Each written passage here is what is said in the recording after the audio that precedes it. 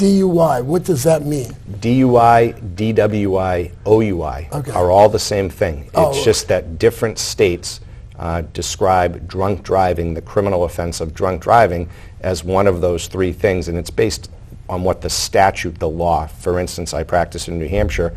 In the law, the statute says driving while intoxicated is an offense. They call it DWI.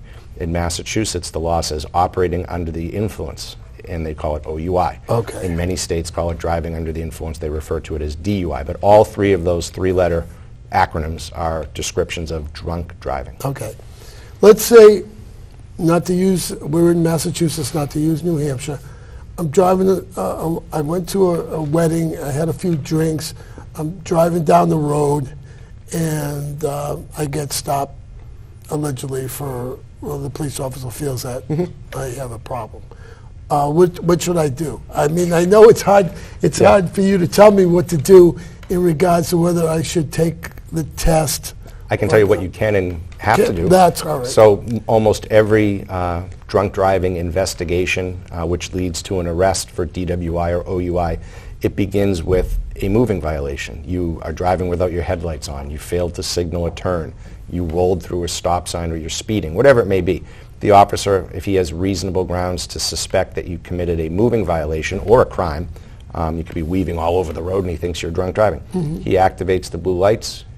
You're required to stop and pull over. And when he approaches the vehicle, he's always going to inquire of you, number one, license and registration. And you're required to have those documents, a registered vehicle and be a licensed driver.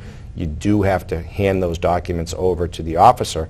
And at that point, the officer is always going to inquire as a threshold inquiry, what they call a threshold inquiry. Where you coming from? Where you going? Do you have to answer that? You don't. And he'll ask you, based on his initial observations, is your speech off, slurred? Is there an odor of alcohol? He very well may begin with, where are you coming from? Have you had anything to drink? How much did you drink? He's allowed to ask those questions in every case.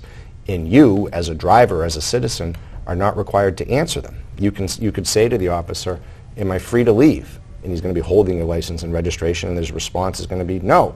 And you could certainly say, well, then I'm not answering any questions. Now, that's not going to make him happy or pleased. Right. And then he's going to have to make a decision based on everything he's seen up to that point. Does he have enough probable cause or reasonable articulable suspicion, they call it, to ask you to step from the vehicle? And when he does, you can say, why do you want me to get out of the vehicle? Because I want you to take field sobriety tests, and you don't have to take them. And you can say, I'm not taking them. And again, he can't force them upon you, and you put the ball back in the officer's court. He then has to decide, okay, they've refused testing, they're not answering questions. Do I have enough at this point to make an arrest? And some officers will decide, yes, they do. Some may decide there's not enough here, and they may send you on your way with a warning or a citation.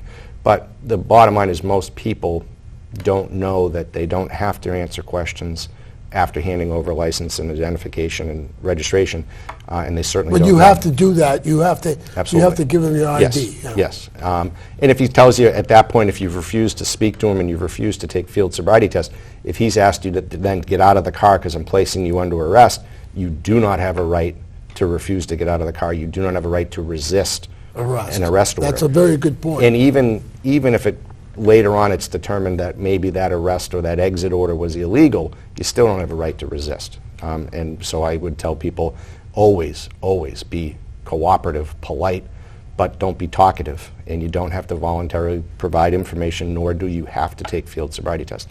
They're, in my opinion, under the circumstances of a roadside stop, nearly impossible to pass under any circumstances. Right.